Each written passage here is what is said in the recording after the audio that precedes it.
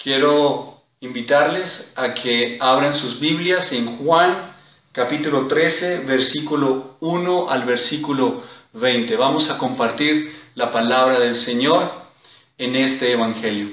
Leamos juntos. Antes de la fiesta de la Pascua, sabiendo Jesús que su hora había llegado para que pasase de este mundo al Padre, como había amado a los suyos que estaban en el mundo, los amó hasta el fin.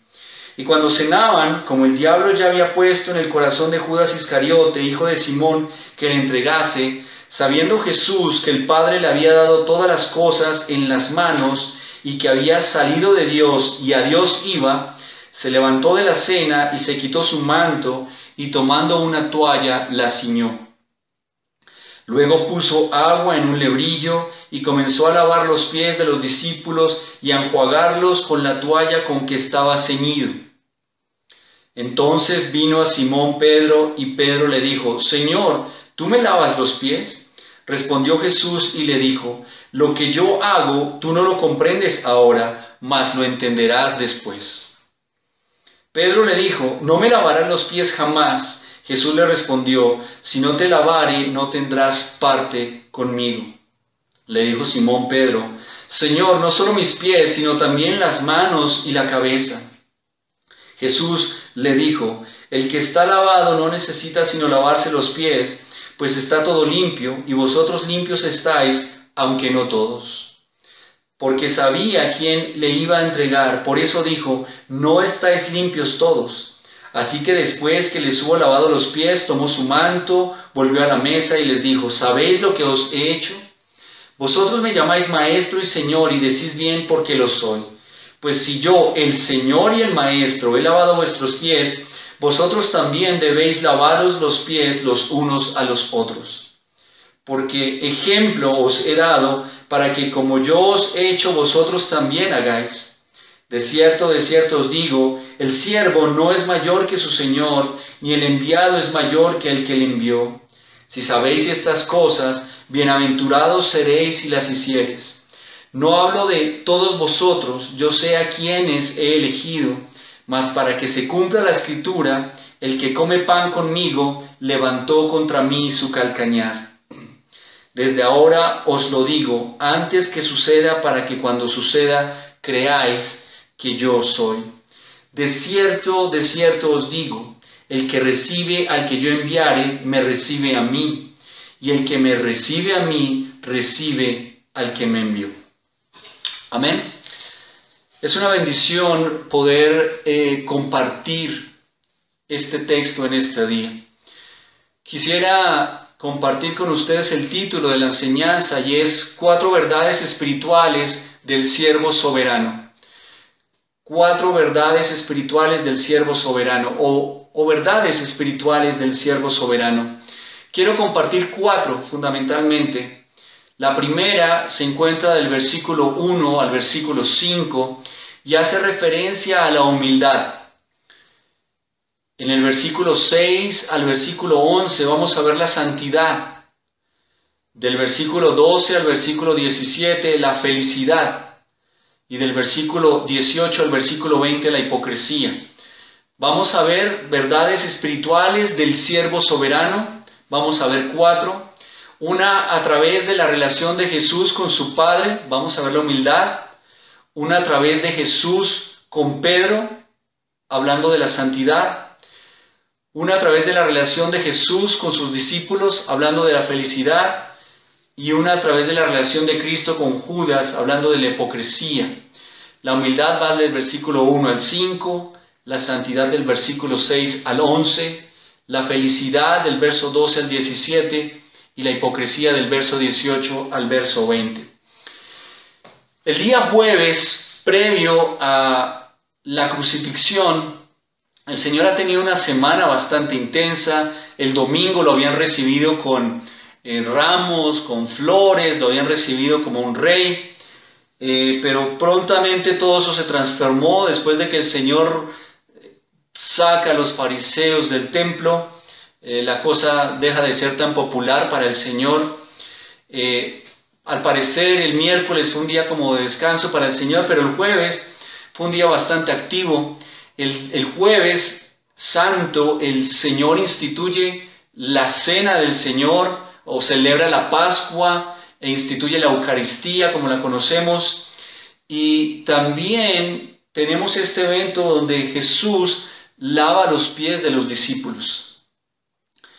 La noche del jueves, Cristo estaba encarando la cruz con un pleno conocimiento de su gloria venidera y con un corazón lleno de amor por sus discípulos y por toda la humanidad. Miremos verso a verso cómo el Señor estaba preparando unas enseñanzas finales para sus discípulos y para cada uno de nosotros. Vamos a ver del versículo 1 al 5 cómo el Señor en su relación con el Padre Celestial nos enseña una verdad que tiene que ver con la humildad. Dice el versículo 1, antes de la fiesta de la Pascua, sabiendo que su hora había llegado. Esto es muy importante. El Señor tiene un calendario divino. El Señor tiene un tiempo establecido para todas las cosas. Dios tiene determinados todos sus propósitos en el contexto del tiempo cronológico. Por esa razón es que nosotros no debemos afanarnos, porque Dios tiene determinadas las cosas para cada uno de nosotros. Bien lo decía en Eclesiastés, todo tiene su tiempo. Y el Señor Jesucristo está diciendo, llegó el tiempo, llegó el momento de que yo cumpla la voluntad de mi Padre. Pensemos por un instante, el Señor Jesucristo vivió durante 30 años bajo una vida familiar con su mamá en su hogar, y luego durante 3 años ejerce todo un ministerio, y ese ministerio llega a su fin en este momento. Él lo dice, sabiendo Jesús que su hora había llegado. Cristo, aún sabiendo que iba a ser crucificado, que iba a ser traicionado, que iba a ser negado, que iba a sufrir, Él va a hacer lo que nosotros vamos a leer en el texto. Pensemos por un momento cómo funcionaría nuestra mente, nuestro corazón, cuando yo sé que me voy a enfrentar a una situación tan terrible como ir a la cruz.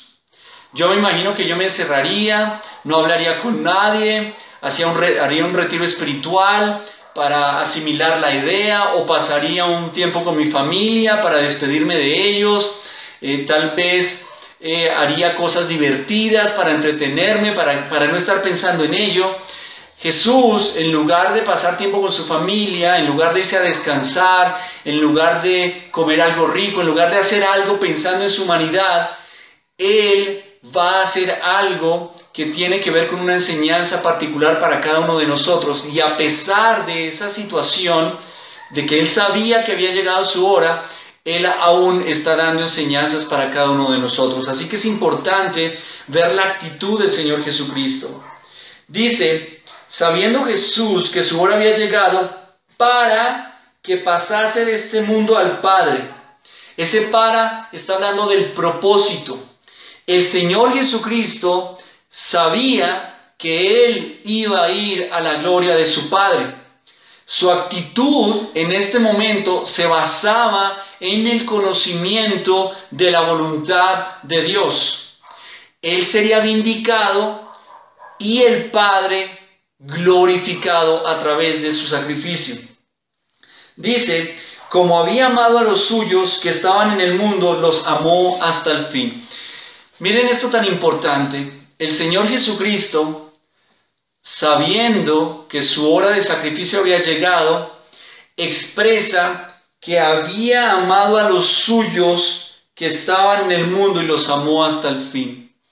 Aquí vemos el amor de Dios como el motor fundamental para todo su plan de salvación. Jesucristo estaba hablando que Él había amado a los suyos, haciendo referencia al pueblo de Israel, haciendo referencia a los discípulos y por obvias razones, por extensión, a cada uno de nosotros. Es el amor lo que siempre motivó al Señor durante todo el tiempo a seguir adelante en obediencia a su Padre, para que nosotros disfrutáramos de la salvación. A mí me encantan las palabras del Señor Jesucristo cuando dice que los amó hasta el fin. Esto es muy importante porque si hemos tenido conocimiento del texto bíblico, Pedro negaría al Señor Jesucristo, Judas traicionaría al Señor Jesucristo, en la crucifixión todos se perderían, solamente Juan quedaría ahí.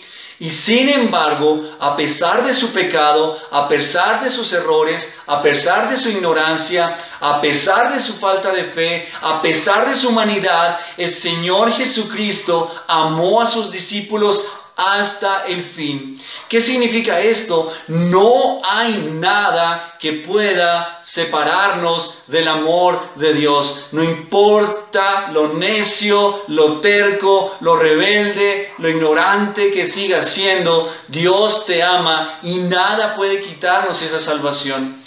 A pesar de que llegaba su hora, Jesús podría haber pensado, estos no se merecen que yo los ame porque sé lo que van a hacer y sé cómo se van a comportar. Sin embargo, en el versículo hace el énfasis, Señor, yo los he amado y los seguiré amando hasta el fin. Pensemos en las palabras de Cristo en la cruz, Padre, perdónalos porque no saben lo que hacen. Estas son palabras de amor hasta el fin. Aún en la cruz, desangrándose, desmayándose, Cristo valida sus palabras cuando dice, como había amado a los suyos que estaban en el mundo, los amó hasta el fin. Dice el versículo 2, y cuando cenaban, como el diablo ya había puesto en el corazón de Judas Iscariote, hijo de Simón, que le entregase. Aquí hay algo importante. El enemigo, Satanás, él está presente. A nosotros se nos olvida todo el tiempo que hay un enemigo declarado contra Dios, un enemigo declarado contra nosotros por ser hijos de Dios, y ese es Satanás. Satanás, desde que tuvo el acto de rebeldía contra Dios, no ha dejado de ser enemigo de Dios. Y aquí Satanás estaba actuando en un hombre llamado Judas. Judas, entendemos que tomó una decisión personal. Él era responsable moralmente delante de Dios por sus pensamientos, por sus acciones. La palabra hace referencia a que mientras ellos cenaban, Satanás estaba actuando en el pensamiento de Judas para que él tomase la decisión de entregar al Señor. Así que vemos el contraste del amor de Dios por medio de Cristo y el actuar de Satanás para apartarnos de la bendición de Dios. No estamos equiparando fuerzas de ninguna manera. Dios está infinitamente por encima de Satanás. Pero lo que quiero resaltar es que hay un enemigo que tenemos del cual no nos podemos olvidar. Satanás sigue actuando y sigue presente. Y si lo hizo para intervenir los planes de Cristo, cuánto más para desviarnos del camino del Señor y hablarnos al oído como lo hizo Judas. Como se lo hizo a Judas. Miremos el versículo 3. Dice, sabiendo Jesús que el Padre le había dado todas las cosas en las manos y que había salido de Dios, a Dios iba. Cristo sabía que Dios le había dado autoridad sobre todas las cosas. Cuando lo leemos en Génesis, la palabra nos enseña que por la palabra, es decir, por el verbo, todo fue creado. Cristo sabía que todo le pertenecía. Él había salido de Dios y a Dios iba. Lo que está haciendo referencia al texto es que Dios tenía un conocimiento total y absoluto de la voluntad de Dios. Lo que quiero decir es que Cristo siempre supo que llegaría a la cruz. Todo el tiempo Él supo que iría a la cruz, que ese era el medio, que ese era el mecanismo, el camino para volver al Padre.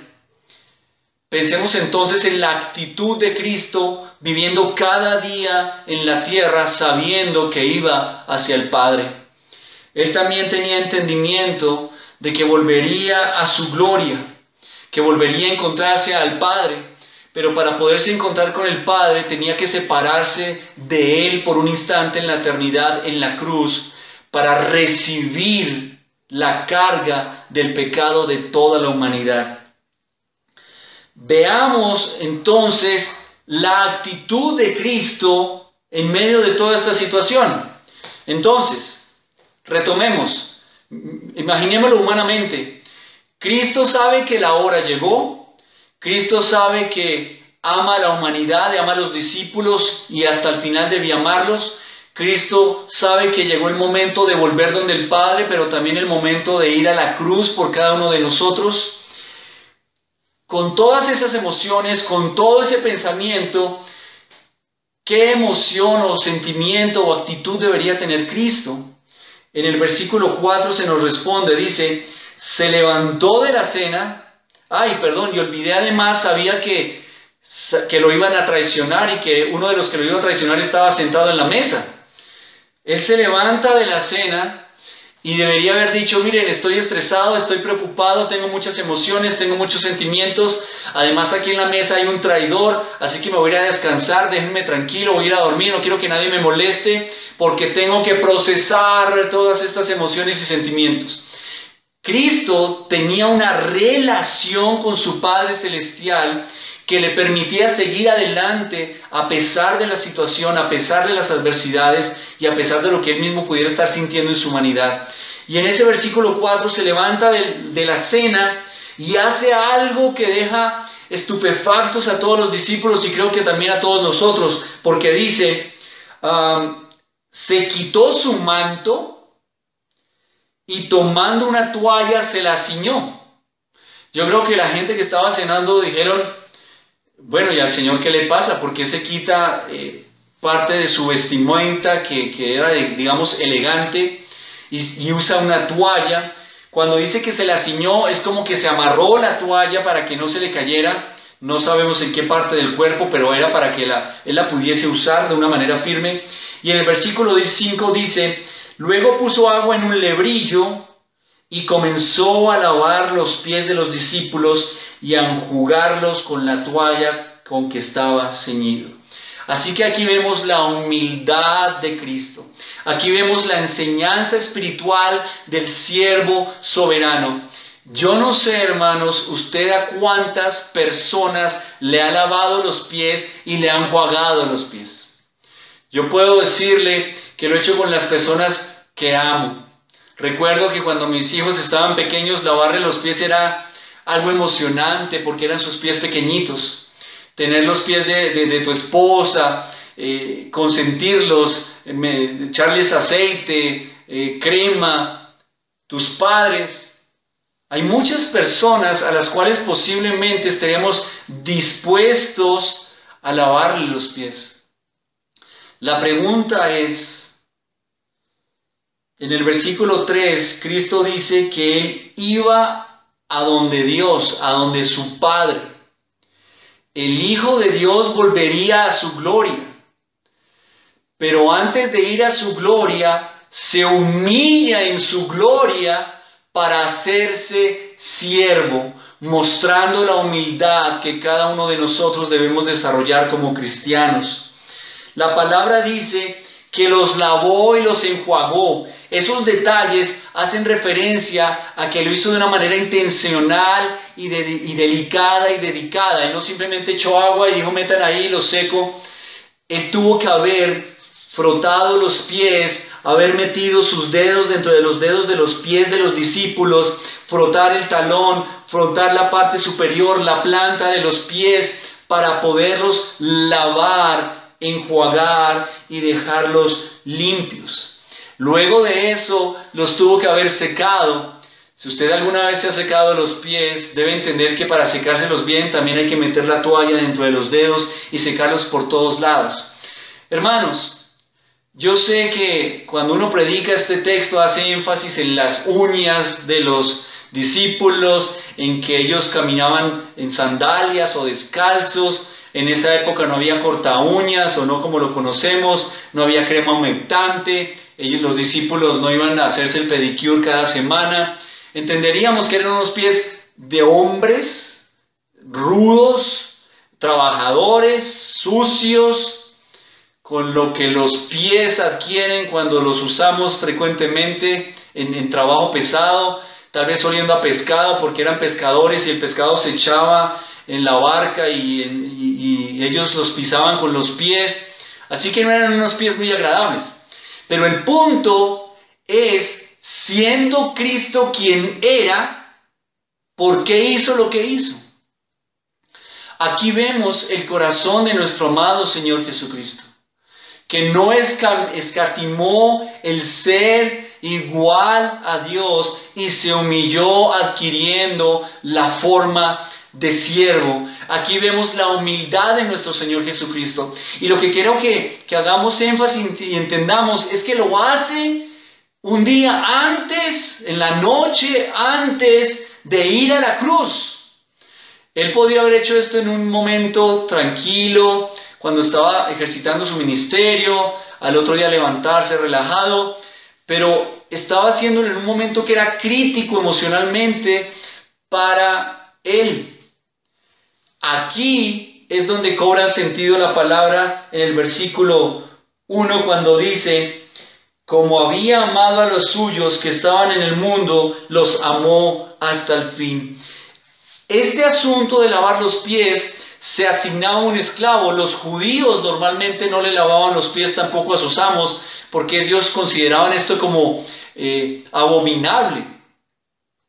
Así que tendría que ser un esclavo el que hiciera esta labor, y Jesús asume la posición de esclavo, la posición de siervo, delante de aquellos que amaba para revelarles su carácter.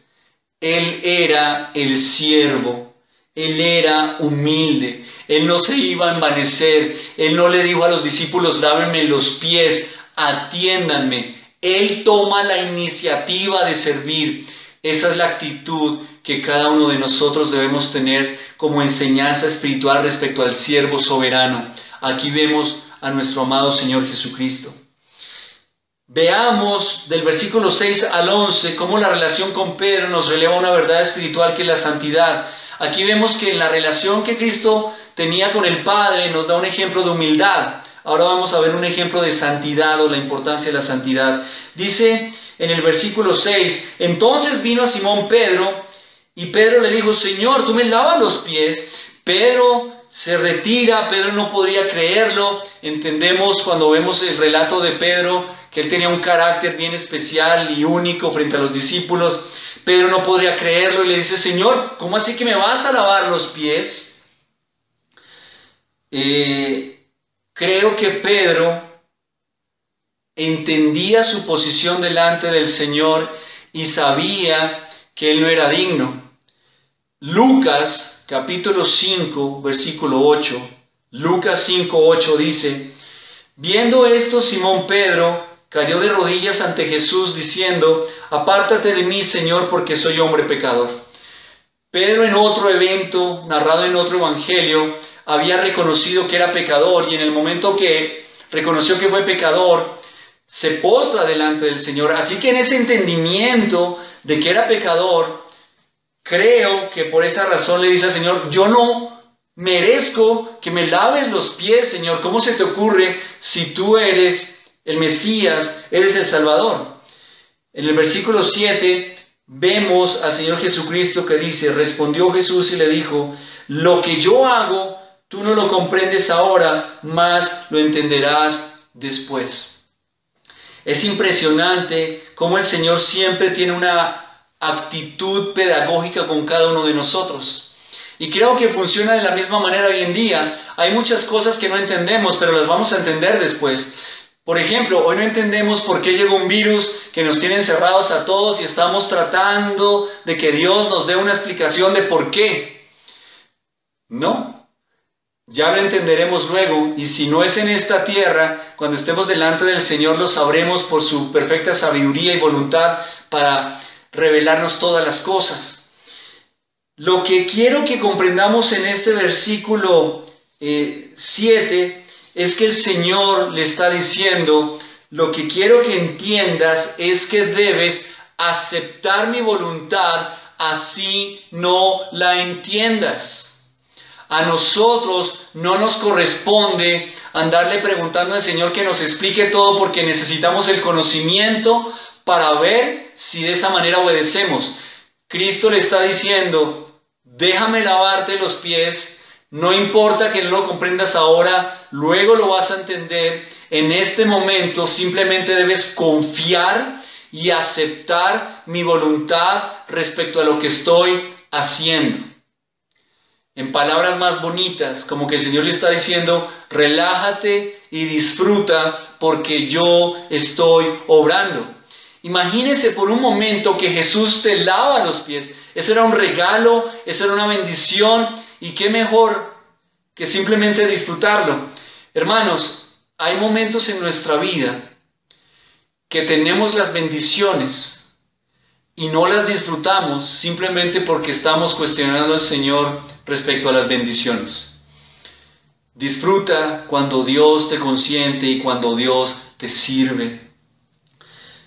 Dice la palabra en el versículo 8, Pedro le dijo, no me lavarás los pies jamás. Jesús le respondió, si no te lavare, no tendrás parte conmigo.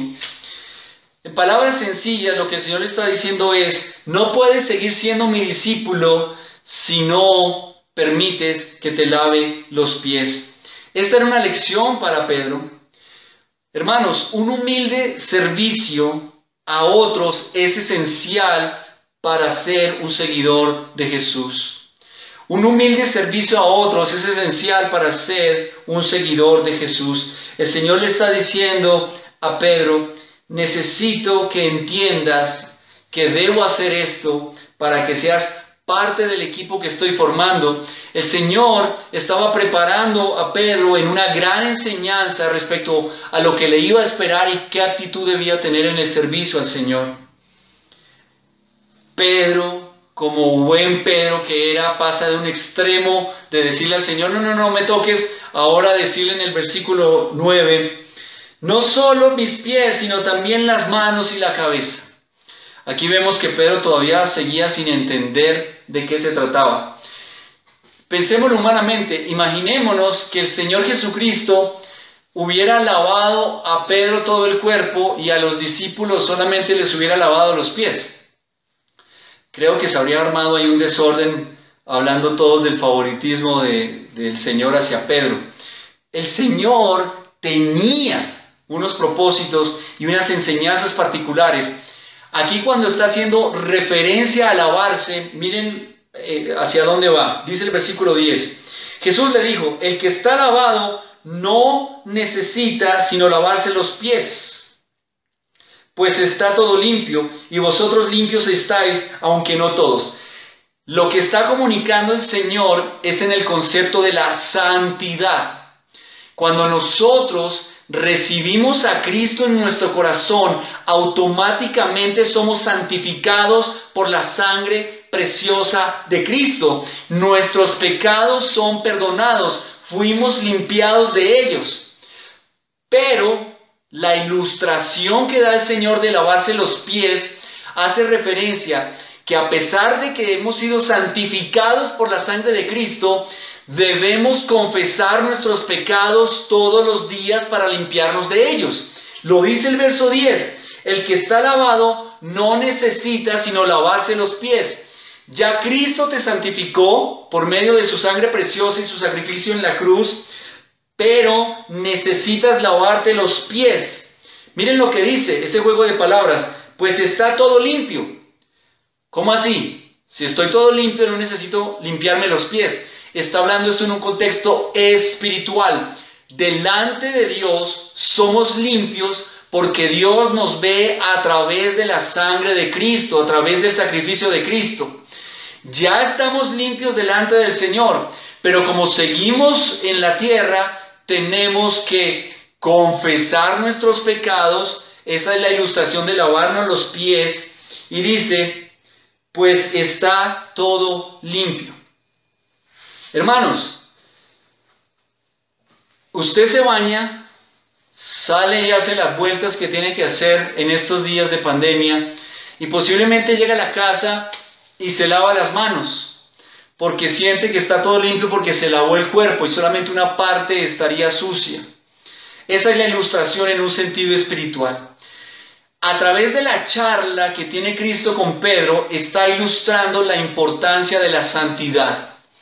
Cuando yo te lavo, eres limpio. Si no quieres que te lave, no serás limpio.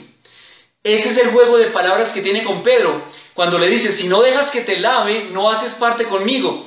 La única manera para que nosotros seamos verdaderos discípulos del Señor es siendo lavados por la sangre de Cristo. El que no quiera ser lavado por la sangre de Cristo no puede tener parte en Cristo. Cuando Cristo nos lava de manera completa, nosotros debemos confesar nuestros pecados, arrepentirnos de ellos para hacer nuestra propia limpieza delante del Señor, reconociendo que ya fuimos limpios totalmente por el medio del sacrificio de Cristo. En el versículo 10 dice, y vosotros limpios estáis, aunque no todos. Haciendo referencia ¿a qué? A que había un discípulo que no había sido lavado y no había sido santificado. Entonces miremos esto tan interesante.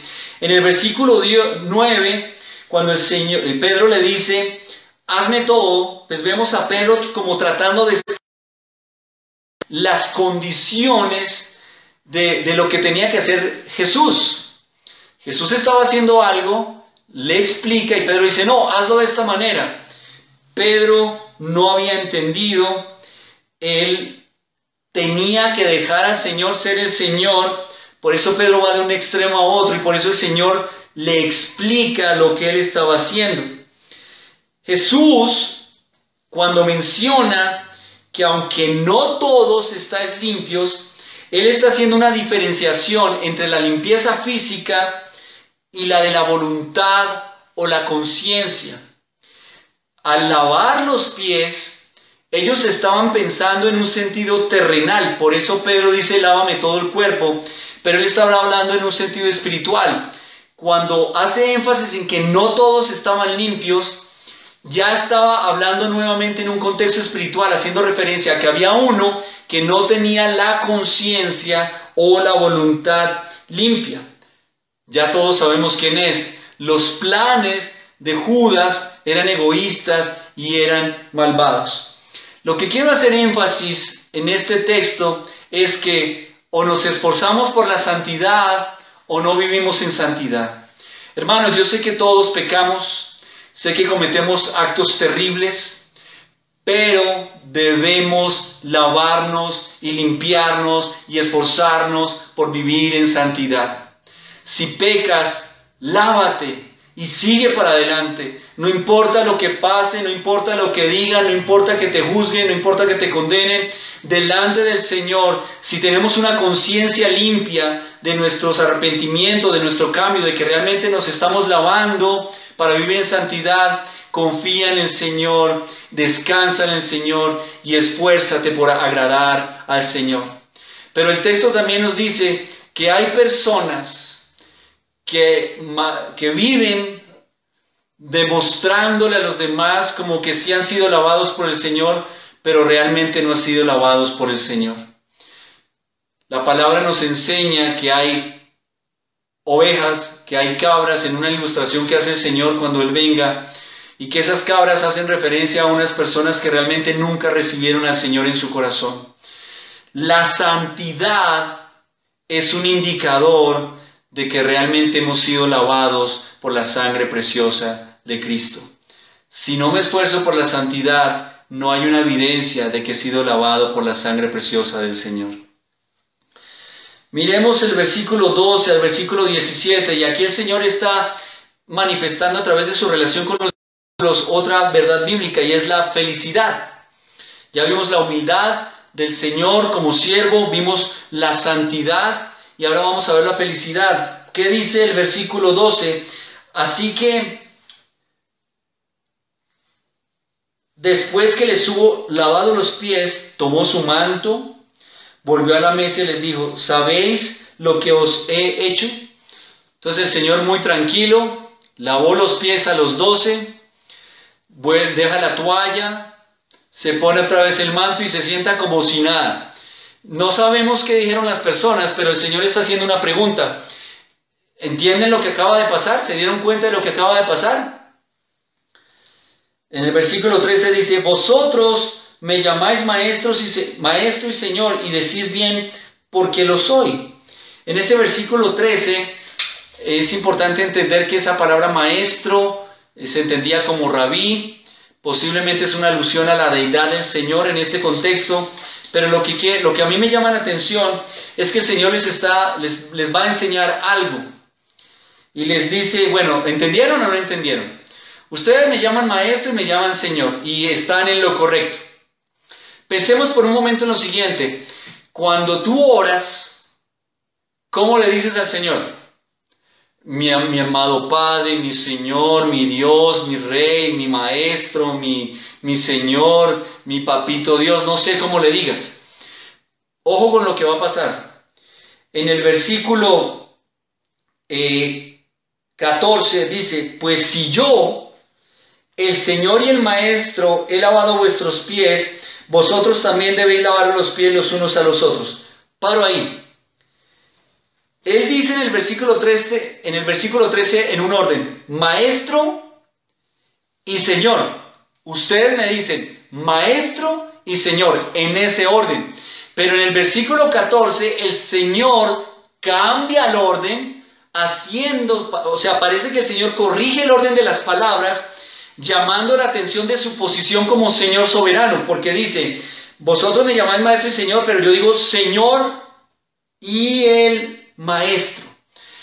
A nosotros nos encanta estudiar la palabra, entender que el Señor es nuestro Maestro, que nos enseña, que nos exhorta, que nos dice promesas, nos dice cosas bonitas, pero el Señor queda para el final. No, el Señor queda para el inicio. El Señor es lo primero. De nada sirve escuchar las enseñanzas del Maestro si no entendemos que Él es nuestro Señor. Si tú entiendes que es el Señor, las enseñanzas serán llevadas a la práctica.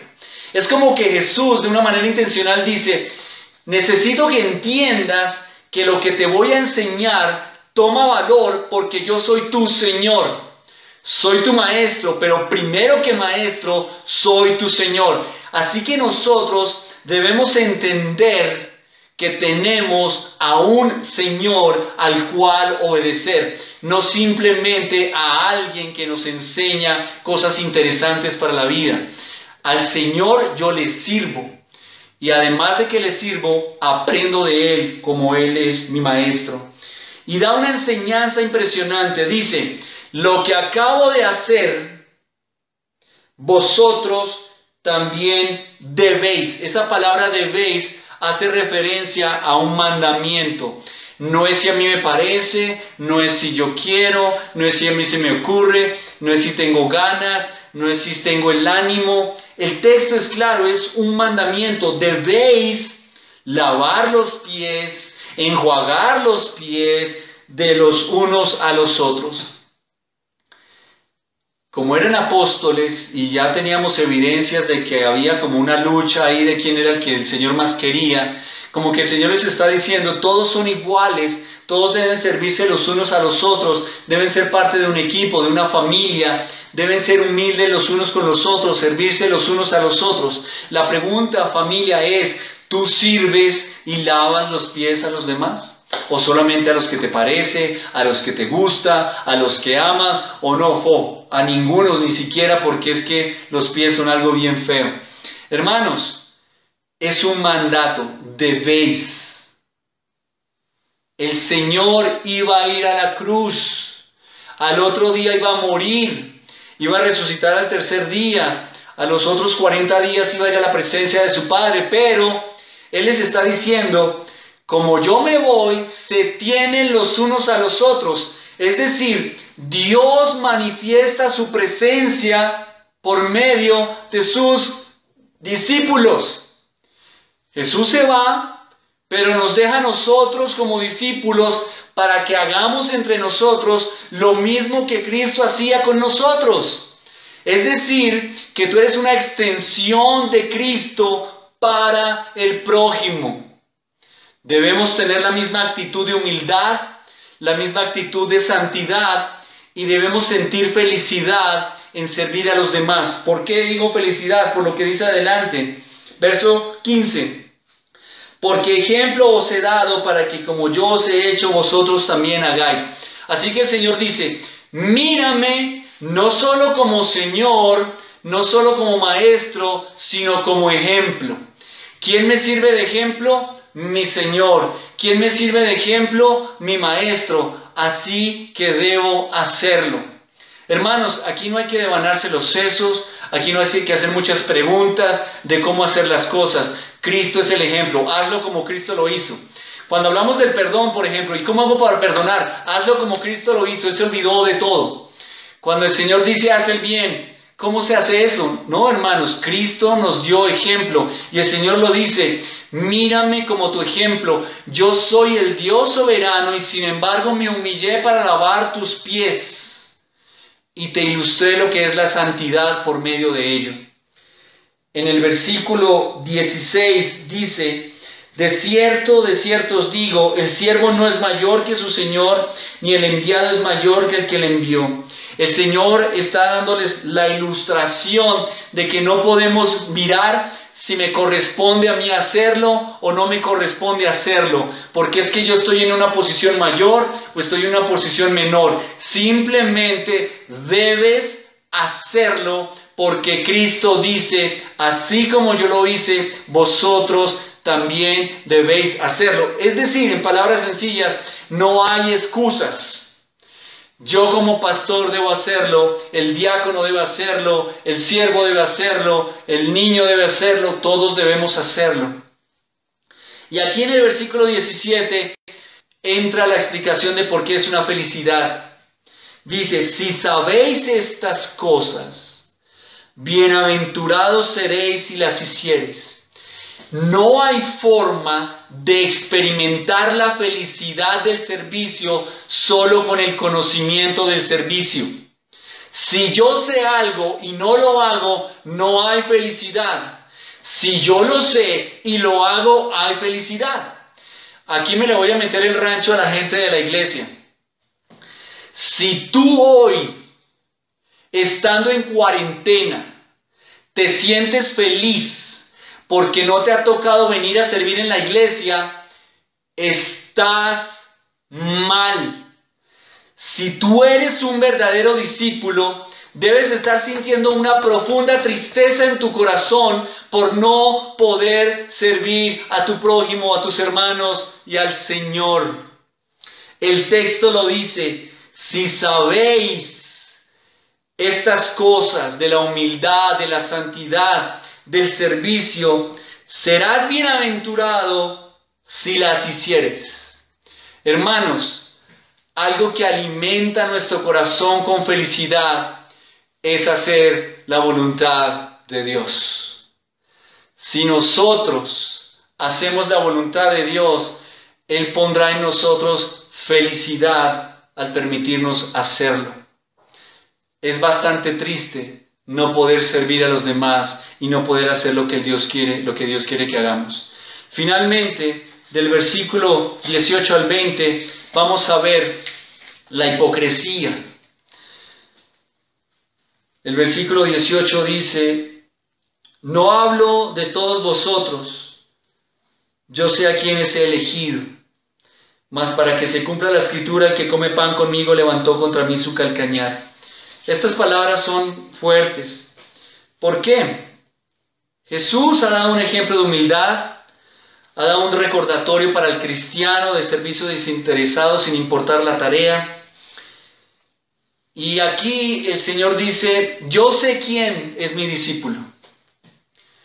El Señor sabe quién es obediente, el Señor sabe quién es humilde, el Señor sabe quién vive en santidad, el Señor sabe quién lava los pies de los otros, el Señor sabe quién, pero el Señor también sabe quién no. Así que no se trata o no importa de que los demás sepan si sí si yo sí o no. Importa si Dios sabe si yo soy un verdadero discípulo. Lo repito, Dios sabe quién es el verdadero discípulo y sabe quién no es el verdadero discípulo.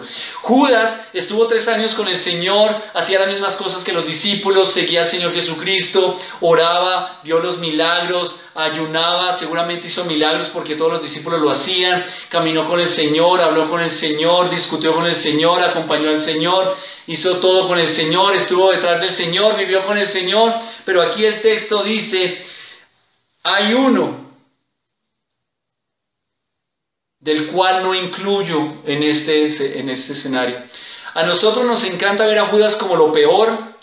El nombre Judas no se lo ponemos ni siquiera a nuestros hijos, pero ese no importa el nombre, podría haber sido Pedro, podría haber sido Giovanni, podría haber sido cualquiera. El punto es que Judas tomó una decisión. Judas fue moralmente responsable por sus propias decisiones y acciones.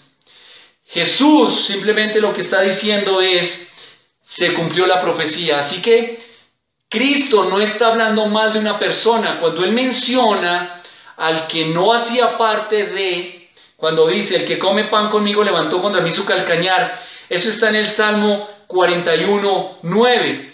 Era una profecía y lo que Cristo está diciendo es, la profecía se cumplió. No era que Él tuviera una cruzada personal contra Judas. Lo que está diciendo es, lo que mi Padre dijo, se cumple. Así que volvemos al versículo 1 cuando el Señor dice, mi hora ha llegado. Él tenía que demostrarle a los discípulos y al resto de la humanidad que absolutamente todos los detalles de lo que Él había dicho que se iba a cumplir, se cumplió. Así que no importa si fue Judas o si fue Pedro o si fue Tomás. Lo que está resaltando el Señor Jesucristo es, mi palabra se cumple. Ahí lo dice, para que se cumpla la Escritura. El Señor ha dicho, alguien me va a traicionar, va a haber un instrumento humano que me va a traicionar. Y eso se cumplió. Así que la otra enseñanza es que la palabra de Dios se cumple. Nada va a quedar sin cumplirse. Por eso Dios es fiel en sus promesas. Cuando dice levantó contra mí su calcañar, eso hace referencia a una señal de desprecio que funcionaba en el antiguo Oriente Medio. Jesús lo usa para referirse a quien lo iba a entregar. Lo que a mí me llama la atención, hermanos, es que sin embargo el Señor le lavó los pies a Judas. Cristo no tenía nada contra Judas. Él lavó los pies de Judas y amó a Judas y bendijo a Judas y todo el tiempo estuvo con Judas. Pero Judas nunca tomó la decisión de ser un verdadero discípulo. Él simplemente siguió a Jesús por los beneficios que podía obtener de Jesús. Eso se llama hipocresía. Así que hay una verdad espiritual aquí que nos comparte la palabra, y es que nosotros podemos ser seguidores de Jesús sin ser discípulos de Jesús. Seguidor es el que busca un beneficio. Discípulo es el que renuncia a sí mismo por aquel que sigue. La pregunta para nosotros es, ¿somos seguidores o somos discípulos? Discípulo es aquel que lava los pies de otros, toma ejemplo de la humildad y vive en santidad. El seguidor es aquel que simplemente está esperando a ver si Dios le lava los pies para sentirse importante porque Jesús le da. La vida cristiana no se trata de recibir, se trata de dar. Mi pregunta para ti es, ¿qué estás dándole al Señor Jesucristo?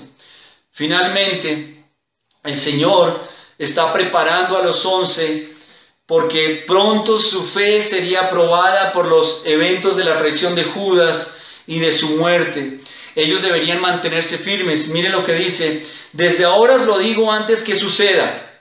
El Señor les está diciendo, les estoy advirtiendo, para que cuando suceda creáis que yo soy. Ahí es donde se valida que Él está hablando no de Judas, sino de la profecía. Él les está diciendo, mire, hay una profecía y les estoy diciendo que se va a cumplir para que cuando se cumpla, crean en mí.